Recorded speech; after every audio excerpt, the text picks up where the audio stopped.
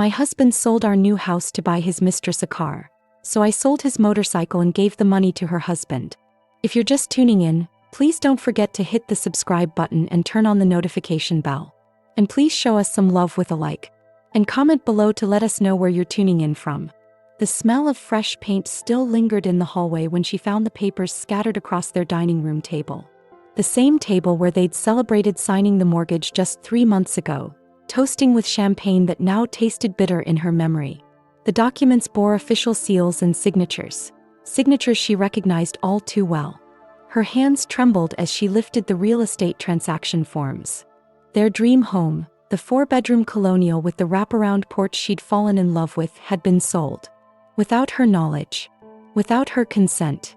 The date on the paperwork showed it had closed yesterday while she was at her sister's baby shower, blissfully unaware that her husband was dismantling their life. Bessie Weston sank into the nearest chair, her breath catching in her throat. 15 years of marriage, 12 years of saving every penny, sacrificing vacations and luxuries to afford this house. The house where they planned to grow old together, where their children would visit with grandchildren someday. All of it, gone. The front door slammed shut, and Wilfred's heavy footsteps echoed through the empty rooms. Empty because the moving truck had come that morning, she now realized. The furniture she thought was being rearranged was actually being hauled away. Wilfred. Her voice cracked like a whip through the silence. He appeared in the doorway, his 6-foot frame filling the space, but something in his posture had changed. The man who once looked at her like she hung the moon now couldn't meet her eyes. His designer suit, one she'd never seen before, spoke of money they supposedly didn't have. Baby, I can explain. Explain what? How you sold our house behind my back. How you forged my signature on documents. The taste of betrayal was metallic on her tongue. Wilfred's face went ashen, confirming what Bessie's heart already knew.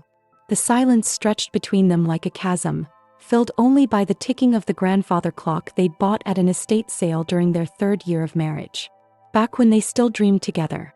It wasn't supposed to happen like this, he whispered, his voice barely audible. Elena needed. Elena. The name hit Bessie like a physical blow. She'd heard whispers at the community center, seen the knowing looks from neighbors, but had dismissed them as gossip. Who the hell is Elena? Wilfred ran his hands through his salt and pepper hair, the same gesture he'd made when he lost his job 2 years ago. The same gesture when his mother died. But this time it wasn't grief, it was guilt. She's been going through a difficult time. Her husband left her with nothing and she needed a car to get to work to take care of her kids. You bought another woman a car with the money from our house? Bessie's voice rose to a pitch she didn't recognize. The walls seemed to pulse with her heartbeat and the room spun slightly. How much, Wilfred? How much did you spend on your mistress? The word hung in the air like poison gas. Mistress. Made everything real, undeniable. 85,000, he admitted, his voice barely a whisper. Bessie felt her knees buckle. $85,000. More than her annual salary as a school administrator. More than they'd spent on their wedding.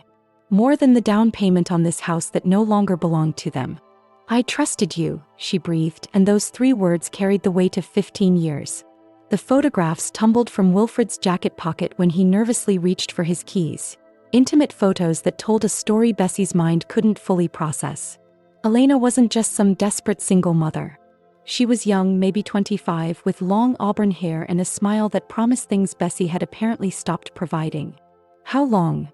Bessie's voice was eerily calm now, the kind of calm that comes before a hurricane makes landfall. Wilfred couldn't look at her. 2 years. 2 years. While Bessie had been working double shifts to help pay the mortgage, Wilfred had been building a life with someone else. While she'd been planning their future, he'd been financing another woman's present. The business trips to Atlanta, she said, the pieces clicking into place with sickening clarity. The late nights at the office. The new cologne. The gym membership you suddenly cared about. Each revelation was a needle pierced to her heart. She remembered encouraging him, proud that her husband was taking care of himself, supportive of his career advancement. What a fool she'd been. Bessie, please let me explain. Explain what? How you've been playing house with a child while I've been working myself to death to support us. How you sold the house we built together to buy her a Mercedes. It wasn't a Mercedes, he said weakly. Oh, so that makes it better? Bessie laughed, but there was no humor in it. What kind of car, Wilfred? What was worth more than our marriage? A Tesla. Model S. The absurdity of it hit her like a sledgehammer. While they'd been driving their 10-year-old Honda Civic, scraping together grocery money, he'd bought his mistress a luxury electric car that cost more than most people made in 2 years. Bessie's fingers flew across her laptop keyboard, her heart pounding as she accessed their joint bank accounts. What she found made her stomach lurch violently. Account after account showed massive withdrawals, transfers to businesses she'd never heard of, credit cards maxed out in her name without her knowledge. The financial destruction was systematic, methodical.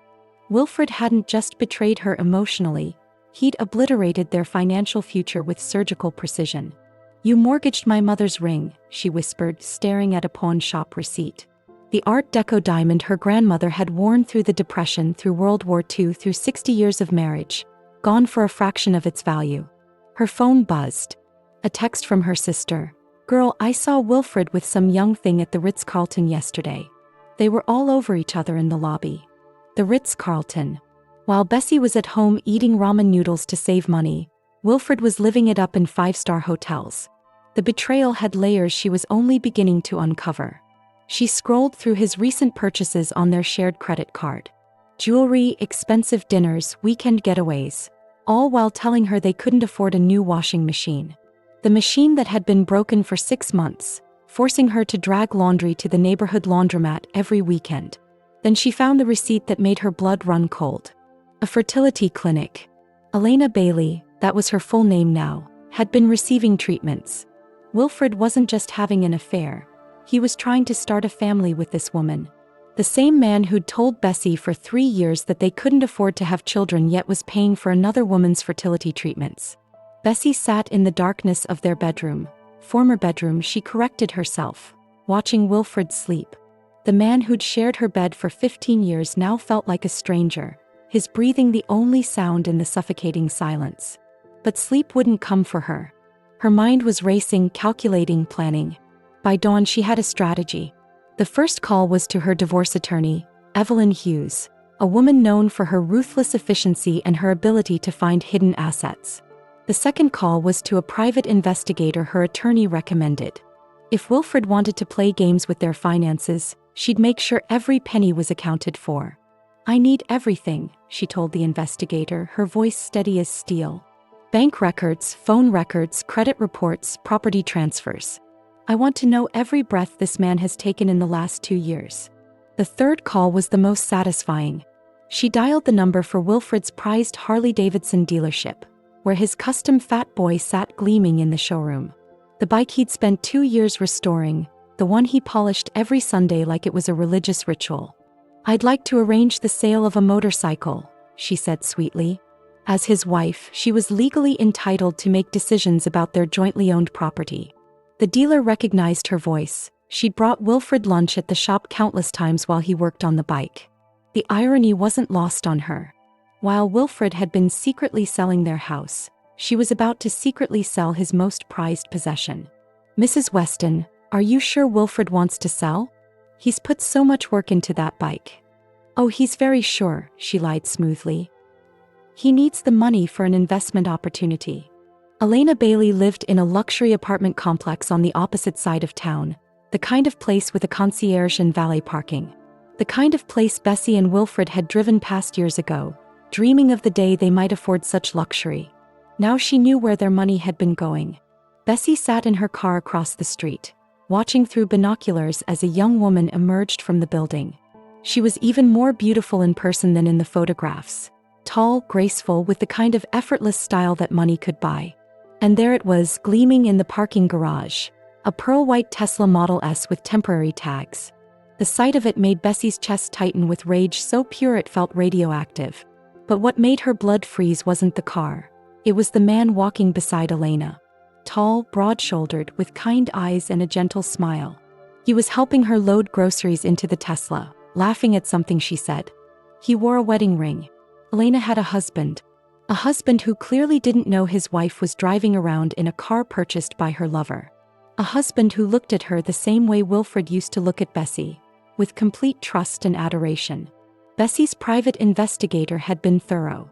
Raymond Bailey, 32, worked as a paramedic, made $50,000 a year, and by all accounts was a devoted husband who believed his wife's story about receiving a company car.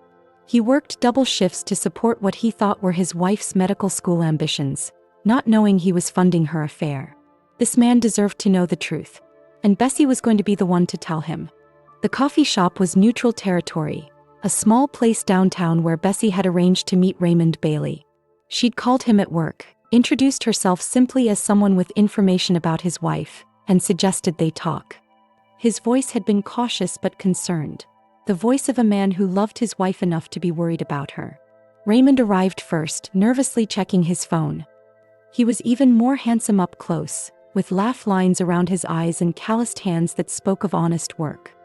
He looked nothing like Wilfred.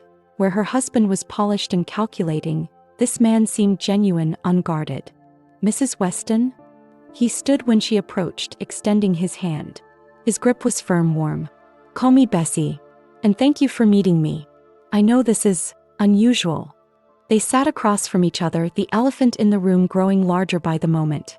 Bessie had rehearsed this conversation a dozen times, but looking at this kind man's face, she felt her prepared speech dissolve. "Your wife and my husband have been having an affair for 2 years, she said finally, deciding brutal honesty was the only way forward. Raymond's face went through a series of emotions, confusion, denial, then a dawning horror that made Bessie's heart ache for him. He recognized that look. She'd worn it herself just days ago. "That's not. Elena wouldn't." He stopped, his voice trailing off as pieces clicked into place. "The new car. She said her hospital gave it to her as part of a recruitment package. My husband sold our house to buy her that car. $85,000. Raymond's hands shook as he set down his coffee cup. "Our house. Elena told me her parents left her money when they died. We've been looking at houses, planning to start a family." The cruelty of it was breathtaking. Both marriages destroyed, both futures stolen, all for an affair built on lies. Bessie opened the manila folder she'd brought, spreading photographs across the coffee shop table like cards in a deadly game. Hotel receipts, jewelry store purchases, romantic dinner bills. A paper trail of betrayal that painted a clear picture of Wilfred and Elena's secret life. Raymond stared at the evidence, his paramedic training probably helping him process the shock systematically. "This restaurant," he said, pointing to a receipt. "Elena told me she was working late that night. I made her favorite dinner and kept it warm for 3 hours." Each revelation was a fresh wound. Bessie watched this good man's world crumble in real time the same way hers had. But there was something else in his expression now, not just hurt but anger. Clean, righteous anger. "There's more," Bessie said gently, sliding another document across the table. "The fertility clinic bills. They've been trying to have a baby together." Raymond's face went white. "We've been trying for 5 years. Elena said she wanted to wait, that we needed to be more financially stable first. She's been taking birth control behind my back while." He couldn't finish the sentence. "While she was trying to get pregnant by my husband," Bessie completed. "Raymond, I'm sorry. I know this is destroying everything you believed about your life. But I thought you deserved to know the truth." He was quiet for a long moment, staring at his hands. When he looked up, his eyes held a steely resolve that reminded Bessie of her own transformation over the past week. "What do you want to do about this?" he asked. The question hung in the air between them. Two wounded spouses, united by betrayal, sitting in a coffee shop planning their next move. Bessie felt something shift inside her. Not just anger anymore, but purpose. "I want them to pay," she said simply. The motorcycle sold for $38,000. Less than its true value, but Bessie had been motivated to move quickly. She stood in the dealership, watching the new owner ride away on Wilfred's beloved Harley, feeling a satisfaction that surprised her with its intensity. "He's going to be furious," Raymond said beside her. They'd become unlikely partners in this venture, united by shared betrayal and a hunger for justice. "Good," Bessie replied. "He destroyed my life. Now he gets to experience what that feels like." But selling the motorcycle was just the beginning. Raymond had proven to be surprisingly strategic in his thinking, his medical training making him detail-oriented and methodical. Together, they'd crafted a plan that would expose the affair while hitting both cheaters where it hurt most. They're carefully constructed lies. The fertility clinic appointment is tomorrow at 2, Raymond said, checking his phone. Elena thinks I'm working a double shift. She has no idea I know about Wilfred, about the treatments, about any of it. Bessie felt a thrill of anticipation. And Wilfred thinks I'm visiting my sister in Charlotte for the week. He has no idea I found out about the house sale, about Elena, about anything. They'd spent hours planning this moment, coordinating their moves like a military operation. Raymond would confront his wife at the clinic with Wilfred present. Bessie would arrive moments later. The two cheaters would be trapped together, forced to face the destruction they'd caused. Are you sure you want to do this? Raymond asked. Once we walk into that clinic, there's no going back. Both our marriages are over. Bessie thought about the house she'd loved, the future she'd planned, the trust that had been shattered beyond repair. My marriage was over the moment Wilfred decided another woman was worth more than 15 years with me. I just didn't know it yet. The fertility clinic's waiting room was decorated in soft pastels, designed to be calming and hopeful. Inspirational quotes about family and new beginnings adorned the walls, making the location of their confrontation bitterly ironic. Bessie sat in her rental car across the street, watching through the floor-to-ceiling windows as Elena and Wilfred arrived hand in hand. Her husband looked happy, relaxed in a way she hadn't seen in years. He was wearing the blue shirt she'd bought him for Christmas, the one he claimed was too nice for everyday wear. Apparently, it was perfect for fertility appointments with his mistress. Elena glowed with anticipation, her hand resting on her flat stomach in a gesture that made Bessie's heart clench. This woman was living the life that should have been hers. The house hunting, the baby planning, the hope for the future. All of it purchased with stolen money and stolen time. Raymond's paramedic training was evident as he walked into the clinic with clinical precision. Bessie could see him through the windows, approaching the reception desk, asking to speak with his wife. The receptionist looked confused, checking her computer, making a phone call. Then the chaos began. Elena's face went white when she saw Raymond walking toward her. Wilfred looked confused at first, then panicked as he realized what was happening. Raymond's voice carried across the waiting room, though Bessie couldn't make out the words through the glass. Other patients began to stare as the confrontation escalated. Elena was crying, Wilfred was backing toward the exit, and Raymond was following them both, his voice getting louder. Perfect. It was time for Bessie to make her entrance. The automatic doors of the fertility clinic swished open as Bessie walked in, her heels clicking against the marble floor with military precision. Every head in the waiting room turned toward her, the tension already thick enough to cut with a knife. "Hello, darling," she said to Wilfred, her voice carrying across the silent room. "Imagine running into you here." Wilfred looked like he'd seen a ghost. His face drained of all color, and his mouth opened and closed soundlessly like a fish gasping for air. Beside him, Elena clutched his arm, finally understanding that the woman approaching them had to be the wife she'd helped betray. "Bessie, how did you?" Wilfred stammered. "How did I find out about your little baby-making adventures?" "Oh, Wilfred, you really should have been more careful with your credit card statements." She turned to Elena with a smile that could have frozen hell. "And you must be the woman my house bought a car for. I have to say, you're even prettier than your photos." Raymond stepped forward, his paramedic uniform lending him an air of authority that made the security guard pause. "Dr. Collins," he called to the physician who had emerged from the back office, drawn by the commotion. "I think there's been some confusion about today's appointment. My wife seems to be here with another woman's husband." The doctor looked between the four of them, clearly trying to piece together the situation. Other patients were openly staring now, some recording with their phones. The humiliation was public, complete, and devastating. "You sold our house," Bessie said to Wilfred, her voice carrying to every corner of the room. "Our dream home, the one we saved 12 years to afford. You sold it behind my back to buy this woman a car."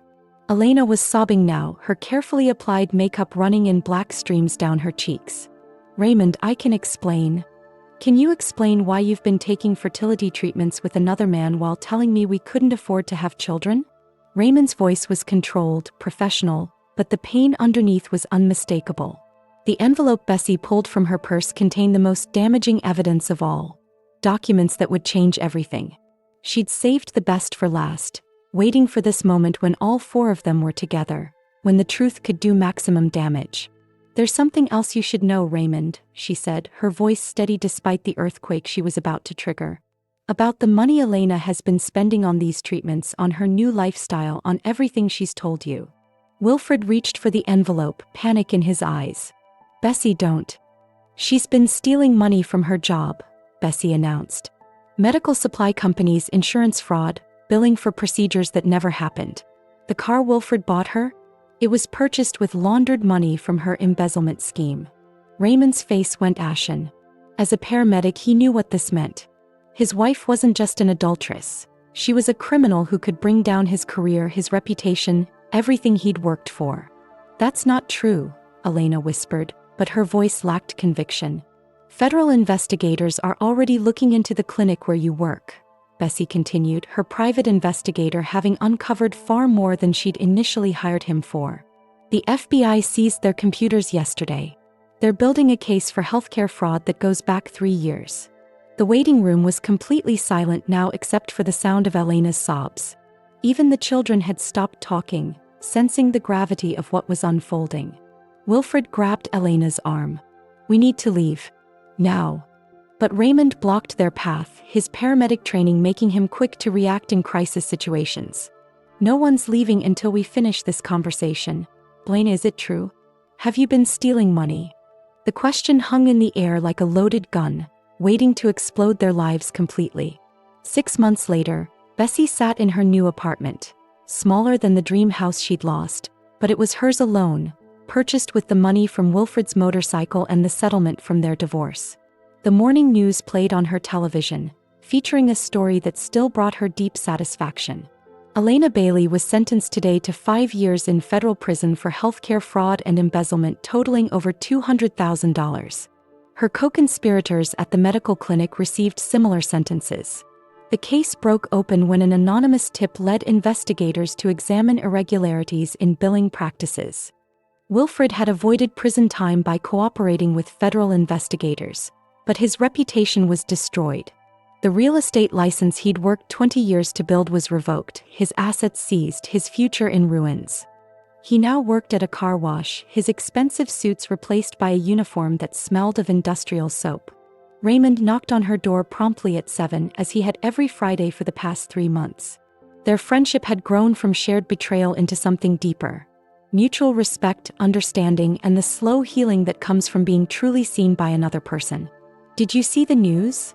He asked, settling onto her couch with the easy familiarity of someone who belonged. I saw it. Bessie poured 2 glasses of wine, noting how different this felt from the champagne she'd shared with Wilfred in their dream house. This was honest, earned, built on truth instead of lies. Do you ever regret it? Raymond asked.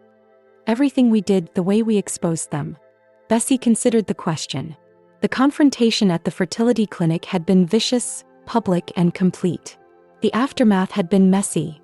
Divorce proceedings, criminal investigations, the destruction of 2 marriages and multiple lives. But as she looked around her small, peaceful apartment, she felt something she hadn't experienced in years: contentment. No, she said finally. They destroyed our lives with their lies. We just returned the favor with the truth. Outside, rain began to fall, washing the streets clean. If you're just tuning in, please don't forget to hit the subscribe button and turn on the notification bell. And please show us some love with a like. And comment below to let us know where you're tuning in from.